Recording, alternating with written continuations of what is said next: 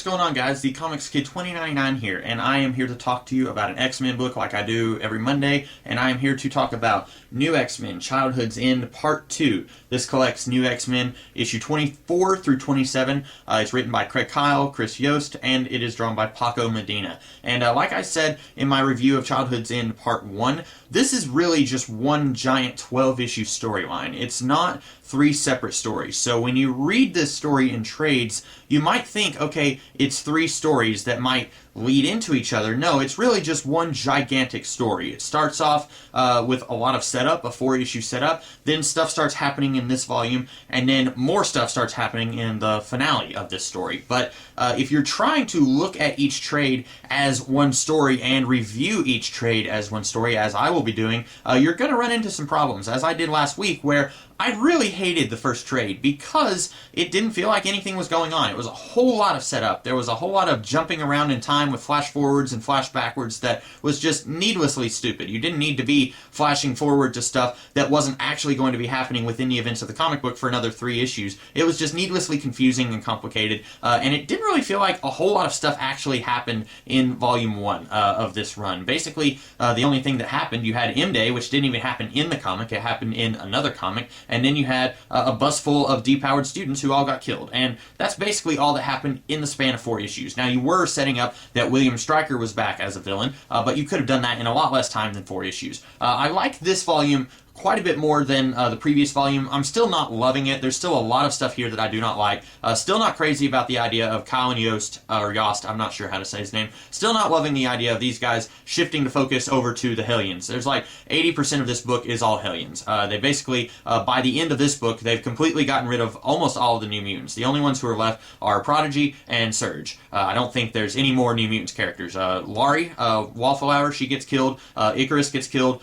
Sophie, she leaves off screen. We're told that she leaves. We didn't even get to see her leave. And then Elixir, he kind of goes insane and kind of goes into a coma at the end of this book. So it really feels like Kyle and Yost, they wanted to write an X-Men book, and they drew the short end of the stick, and they got this book with a whole bunch of characters that they didn't like or care about. So they wanted to depower and kill all of the main characters, and then make this book be about other characters who were the antagonists of this series. And I still think that's really stupid. A lot of people probably like the Hellions, and if you did, that's great. Then you will probably like this series more than I do. But I still think that it's very wrong that they took a book that was about those characters and then got rid of all of those characters. But stuff is actually happening here, so that's a plus. It's definitely got one over on the previous volume for that. I still feel like these writers do not entirely understand some of these characters. They went ahead and killed off Icarus here, but we find out Icarus is pretty much the Judas of the X-Men. He goes to William Stryker and says, hey, you said you were going to help save my friends, so I'm giving you a location of where they all are.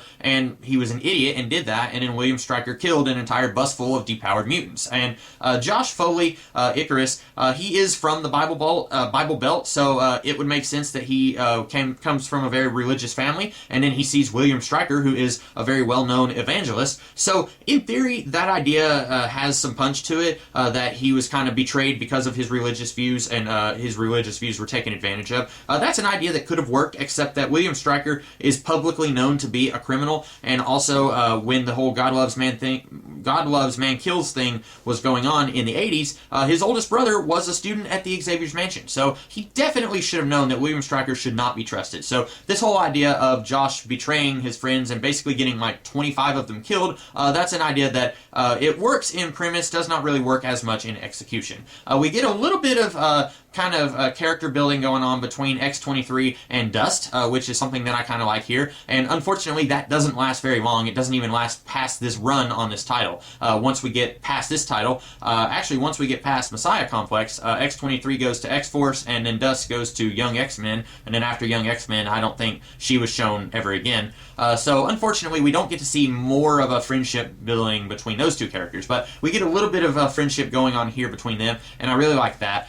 We get a lot less of Hellion acting like a jerk, which he was really just being unbearable in the previous volume. And finally, I think having 25 of his classmates getting killed, that probably makes him a little bit more mature. He's not quite as much of an anus here, so that's good. What else happens here? Oh yes, we've got Nimrod. I'm just going to go ahead and say it. Nimrod is the reason why William Stryker can see into the future. See, he keeps talking about in Volume 1 and this volume that God has given him these visions. Well, actually, what happened was Nimrod appeared before him, and then somehow Stryker is able to access Nimrod's memory banks and then use the information there to predict what's going to happen in the future. That's something that I don't really understand. I don't understand why Nimrod is showing up for William Stryker right here. Was he wounded? It doesn't look like he's wounded when he shows up in his flashback. He looks fine, but then when we see him in the present day, he's missing an arm and both of his legs. So I'm not really sure how Stryker was able to access his computer banks. It seems like a really advanced Sentinel from the future, a Sentinel that was advanced in the future, coming to the past, being even more advanced, that Stryker wouldn't be able to access his computer banks. But whatever, that's the reason why Stryker is able to position himself in such a way. I did mention in my review of Volume 1 that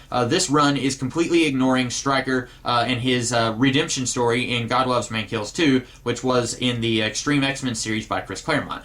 This volume briefly addresses that, but it doesn't do it in a very satisfying way at all. He mentions in one of the issues, Stryker mentions that a mutant girl convinced him that God was wrong and convinced him to accept monsters or accept mutants as being actual humans. And then somehow, see what happened in the God Loves Man Kills sequel, he bound himself, he bonded to another mutant digital entity type thing so that everyone else in the world would be safe.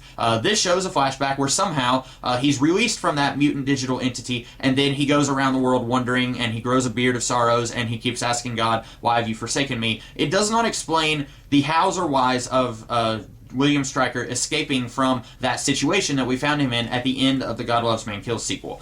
So I still don't like that Stryker, who went through a little bit of character building in that Extreme X-Men storyline, all that is just kind of thrown away without really any explanation at all. We get to see it happen, but we're not told why it happened. So I don't like that. And just in general, I don't really understand why we had to bring William Stryker back, and that's a complaint that I could even level against Extreme X-Men. I thought he was a really powerful enemy to use one time. I don't like that half of the X-Men movies have used him as a villain. I don't like that the comics keep using him, or at this point, they keep using him. They used him around the time of X-Men 2, and then they're using him in this run, and then Kyle and Yost use him again later in their X-Force run.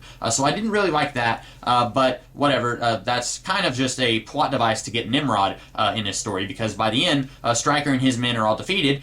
Stryker, I think, is put into a coma. I don't think that he's actually killed, although Santo, Rockslide says that he is killed, so maybe he was. But Stryker is defeated, but then at the end of this volume, Nimrod shows up at Forge's place in Texas and is like, hey, I found the Maker. So it implies that Nimrod was created by Forge. And I do want to go ahead and address this real quick. This is something that Nimrod's timeline, his continuity, was not that confusing before this series, and then these guys came along, and I guess they thought they had a really cool idea to really shake up Nimrod's origin story, but they just made it a lot more confusing. And I will talk about that a lot more whenever I get to Childhood's End Part 3. But Nimrod originally was just a mutant from the future, and then he came back to the past in the 1980s, and he kind of played the X-Men for a couple of years, hunting. Well, every time he was making public appearances, he was actually more of a heroic figure. Everyone was liking him because he was stopping bad guys and stuff, but then he was hunting down mutants, and that was where the X-Men were kind of his enemies. But this run really makes Nimrod's timeline a lot more confusing than it ever was or ever needed to be. So that's another thing that I didn't really like about this volume. Overall, I like this volume a lot more than Volume 1. I think I would have liked this run a lot more if we could have kept a few more of the New Mutants characters, made it be about 50-50. Get rid of a few more of the Hellions and get rid of just a couple of the New Mutants characters. Make it be a merging of these two squads instead of just the Hellion squad with a couple of New Mutants and X-23. I think I would have liked that, and also if the first 4 issues could have been condensed down to maybe 2 issues of setup. Make this be a 10-issue storyline instead of a 12-issue storyline, because really, almost nothing at all happens in the first 4 issues. It's all just set up for the rest of this run, and that is unacceptable because when comic books at the time were costing you around $250 to $299 a piece, that's a lot of a setup, and that's a very expensive setup for a story that doesn't need to be as long as it was. So I think if those two things happen, I would have liked the beginning of this run a lot more than what I did. I probably would have kept reading after 12 issues, but after 12 issues, I was just so done with this series. I was completely ready to just stop reading it because I just was not enjoying enjoying it, and even every time I've come back to this run, I still don't like the beginning of it. I think it does get better over time, but there's still a lot of reservations that I have. There's still characters that I think these guys do not understand. They are writing the White Queen completely differently than everyone else was writing the White Queen at the time. She, if I was just reading this run, you could not convince me that the White Queen is a good guy. I would be 100% positive that she is a bad guy spying on the X-Men, trying to get some of these students killed. Like in the previous volume, she's messing around with X-23's head, trying to convince her that she's crazy, and then when Icarus is like bleeding out of his back, and then he sees Elixir, and he's screaming that he doesn't want Elixir to save him. By the way, that's never explained. It's kind of hinted in that volume that William Stryker was like messing with his mind, making him think that all of his mutant friends were actually evil or something, but then here we're told that Icarus was genuinely concerned for his friends, including Elixir, and that he wanted to save them all. So it doesn't make any sense why Icarus would suddenly be terrified of Elixir, but then White Queen, all she has to do is put Icarus into a coma. Just say, okay, you're going to go to sleep now. Elixir, you're going to save him while he's sleeping. And then we can actually save his life. Instead, they're just going to let him bleed out. They're going to say, Elixir, you're bothering him. Go away. You're scaring him. You need to leave right now. Yeah, but I can save him. Just leave. White Queen, you have telepathic powers. You could just use your powers to make Icarus think that, I don't know, it's Julia or something like that. You're a terrible person. That's something that you would do.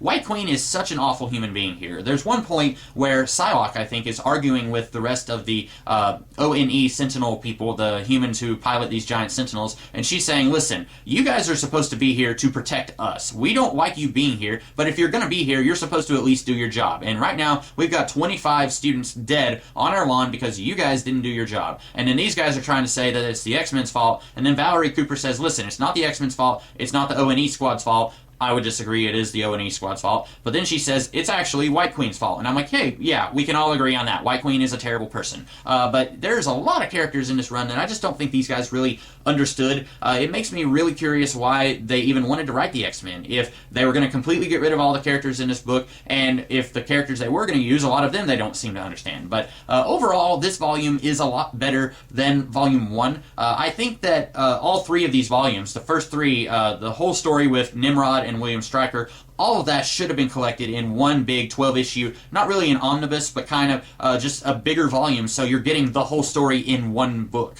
and it's not passing itself off as three separate stories when it's really one giant story.